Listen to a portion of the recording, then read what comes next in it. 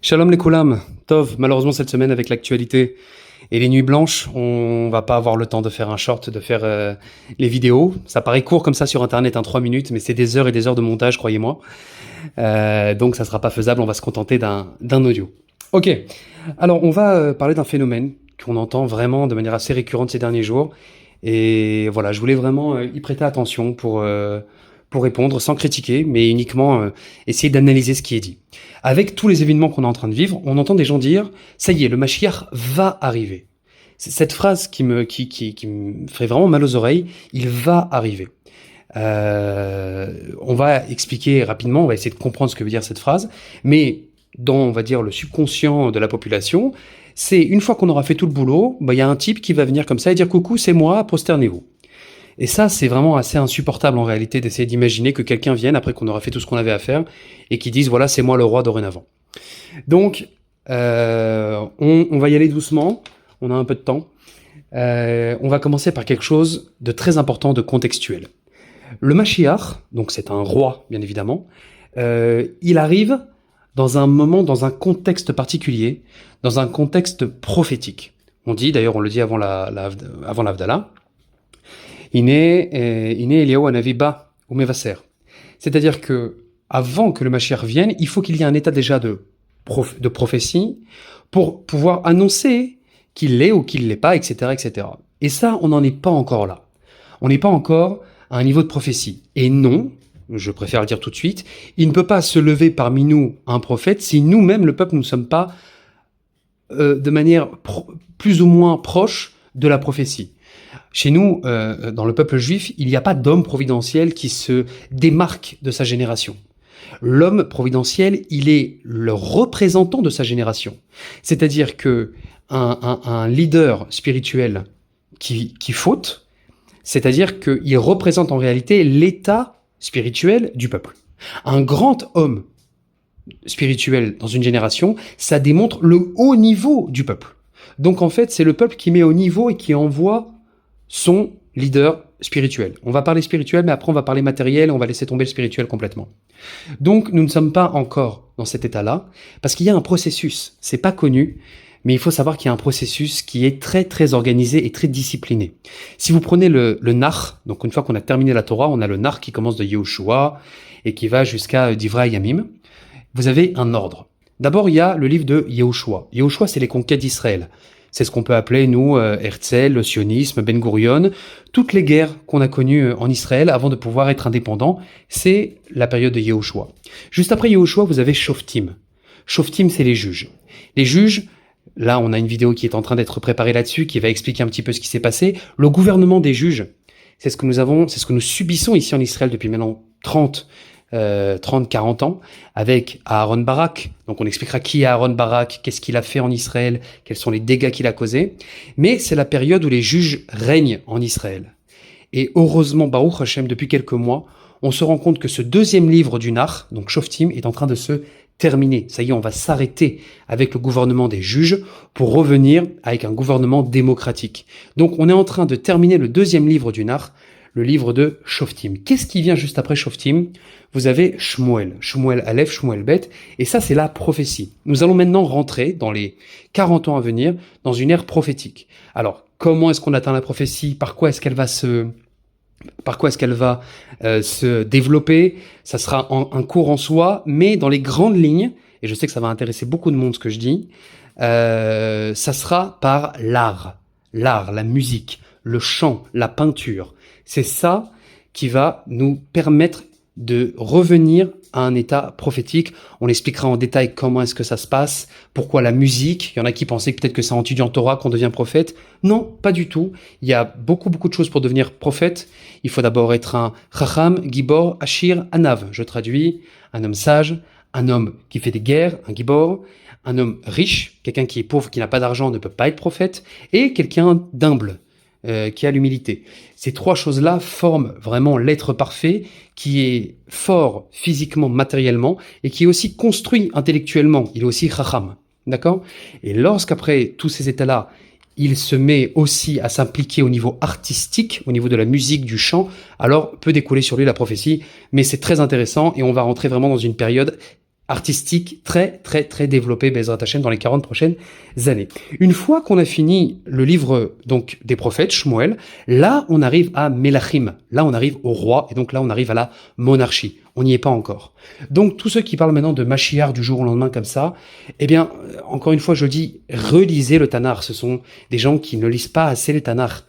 C'est bien d'étudier Gemara, je suis pas contre, c'est très important d'étudier Gemara, mais il faut revenir aux fondamentaux, il faut étudier le Tanakh. C'est le Tanakh qui nous donne vraiment l'ordre de comment ce peuple il est organisé, comment il est dirigé, et que les choses ne vont pas dépasser les autres. On ne peut pas sauter les étapes. Il y a des étapes très claires. Ça, c'était par rapport un petit peu au contexte historique, donc de comprendre, voilà, non, le Mashiach ne peut pas venir du jour au lendemain parce qu'on n'est pas encore à cet état de prophétie. Maintenant, pour comprendre en quoi ça concerne par rapport à la paracha, j'aimerais quand même parler, et ça, c'est pas la première fois que je le dis, je vais le redire et le re-redire, mais réfléchir sur les critères. C'est quoi Mashiach? Quand on entend les gens dans la rue, on nous dit Mashiach, c'est un grand rabbin. Voilà, c'est ce qu'on entend de manière générale. Ah, c'est sûrement un grand tzaddik, un grand rabbin qui étudie du matin au soir, etc. Mais c'est complètement faux. C'est complètement faux.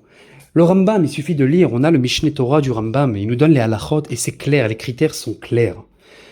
Le Mashiach, avant tout, c'est quelqu'un qui ressemble à Bar Korva, nous dit le Rambam.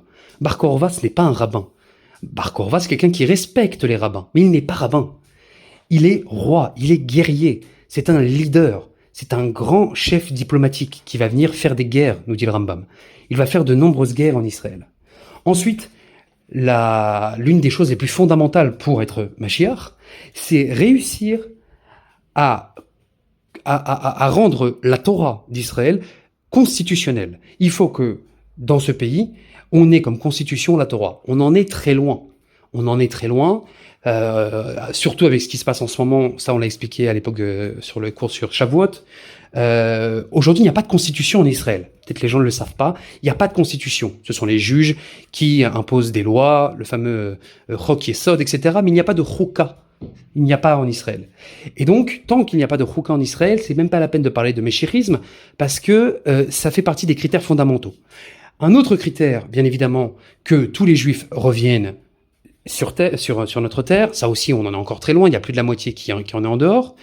Et le dernier critère, construire le Beth Amikdash. Ça aussi, avec ce qui se passe actuellement sur Al-Aqsa, c'est compliqué, même si il y a aussi, là aussi je vous enverrai écouter un cours très intéressant sur la fameuse mosquée d'Al-Aqsa qui est en réalité une construction juive, d'après les sources historiques, et qui fait préfiguration au troisième Beth Amikdash qui a été construit par des Juifs à l'époque des Byzantins ou un petit peu avant et qui n'est pas du tout musulmane. Bon, ça c'est encore un autre sujet et je vous enverrai écouter le cours là-dessus. Donc, quand on lit les critères du Rambam de manière claire, c'est pas de la Kabbalah, c'est pas des secrets, c'est pas des choses mystérieuses, non, c'est la halakha. Vous prenez le livre du Rambam, la halakha, Ilchot Melachim, et vous le lisez, c'est les dernières halachot du Rambam, c'est comme ça que le Rambam se termine. Eh bien, on se rend compte, en réalité, que le Mashiach, je vais dire quelque chose peut-être qui va me coûter très très cher, mais je le dis quand même. Celui qui aujourd'hui, à l'heure où on parle, possède la majorité de ces critères, eh ben, oui, je vais le dire, vous l'avez tous sur vos lèvres, c'est Binyamin Netanyahou. Aujourd'hui, celui qui vraiment prend de plus en plus le rôle du roi d'Israël. Les gens le disent sur les réseaux sociaux. Il faut pas croire que les réseaux sociaux, c'est que des gens débiles. Il y a une certaine... les rabbinim avaient toujours un souci d'écouter un petit peu quel était, on va dire, le discours collectif. Il y a un discours collectif qui doit être entendu. Et dans le discours collectif, dans ce qu'on entend, dans ce qui se dit, on parle de Melech Israël. Alors bien sûr, ils le disent pas dans le sens Mashiach, mais ce type fait tellement, depuis maintenant, 30, 40 ans, il fait tellement pour nous, que les gens commencent à se poser des questions. Est-ce que ça serait pas lui? Alors, je ne dis pas que c'est lui, et j'ai expliqué pourquoi, on n'est pas encore dans l'ère prophétique, etc. Mais en tout cas, en tous les cas, si demain on cherchait vraiment quelque chose qui ressemble plus à Mashiach, n'allez pas le chercher à Bnei Brak, c'est pas de Bnei Brak qui sortira. Il sera à la Knesset, ça fera partie des hommes politiques qui s'y trouvent.